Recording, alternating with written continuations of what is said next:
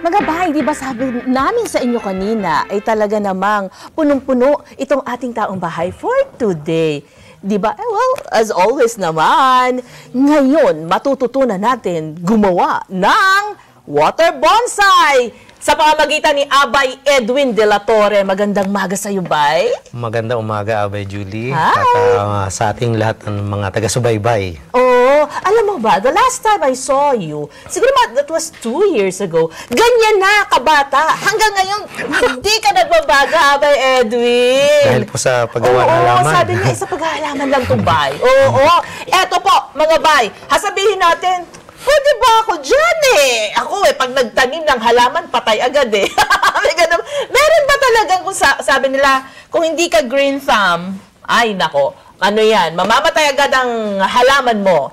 Anong masasabi mo doon, Bay? Hindi po totoo yun. Hindi lang nila alam yung paraan ng paggawa ng pagtanim. No po? Kagaya ho nitong water bonsai, kahit sino po ay nakakabuhay sa water bonsai sapagkat ang pagtatanim po nito ay tubig lamang na nilagyan po ng powder grower na sa amin po mismong kami po yung nagtuturo.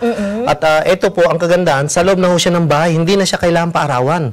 Kaya tamang-tama sa mga taong bahay na kailangan ng pagkakakitaan sapagkat yung mga halaman na nasa paligid po ay pwede pong gawing water bonsai. Ganon. At ang kagandahan po, safe po siya sa dengue sapagkat nakasealed po yung halaman natin. Halaman. Okay.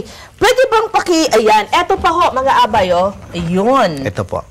Ayun, sige. Ito naman ay, kaya ko, glass, plastic pala to. Opo. Ang kagandahan po rito sa paggawa ng water bonsai, malaking tulong po sa kalikasan sapagkat yung mga recycle po, kagaya ng mga plastic bottle, mga garapon, ay pwede po natin gamitin. So, yung mga garapon sa mga bahay natin, hindi na siya kailangan itapon. Itabi na ho natin at yung mga foam, styrofoam, goma, or ano yung nasa paligid natin na hindi na kailangan, ay mari po nating gamitin sa paggawa ng water bonsai. At ito po, kagaya nito, yung halaman na sa paligid po natin, San Francisco, Gumamela, Rosal, Sampaguita, Calachuchi, halos lahat po, pwede nating gawin. Ilagay lamang po natin dito sa plastic bottle, diyan po namin pinapatubo. Ito po ay walang dahon, wala ugat nung nilagay. Pagkaraan po ng isang buwan, nagkadahon, nagkaugat na po siya, hindi po siya dinagdagan ng tubig. Puno po siya nung nilagay. Ito po yung nabawas lamang, halos isang buwan. Isang buwan na po ito? Opo. Opo. Ayan na po, nagkadahon, nagkaugat. So, pwede na siyang i-transfer sa magandang lalagyan. Ito, sa ganito, alam niyo mga bay, ito ay pwede rin na maging dati na extra income, mga bay. Sa totoo lang ho. Yung ating mga kataong bahay ngayon, pakinggan po ninyo itong mabuti. So, bago ito naging ganito, no, na isang buwan na po, mga abay, ay, ganito pa lang siya. Opo, cuttings lamang po yan, walang dahon, walang ugat. Tapos po, ibababad lang natin sa tubig na may solution po ng powder grower. Ito po yung powder grower para mabuhay yung halaman at hindi po lumabo yung tubig sapagkat ito po, mula nung nabuhay siya, hindi na pinapalitan ng tubig. Dinadagdagan na lamang po. Ayun. At itong powder grower na ito ay sakto lang sa isang ganito? Sa 1.5 po. Sa isang ganito po, ay makakagawa na ng halos 10 ganito po. Magkano ba yung ganyan? Sa isang ganito po ay 50 pesos, makakagawa na ho ng ganito. Ito po ay naipagbibili namin ng halos 50 to 100. So, sabihin na natin 50 pesos. So, sa 50 pesos, naging 500. Wala ho tayong biniling lalagyan. Yung halaman nasa paligid lamang natin.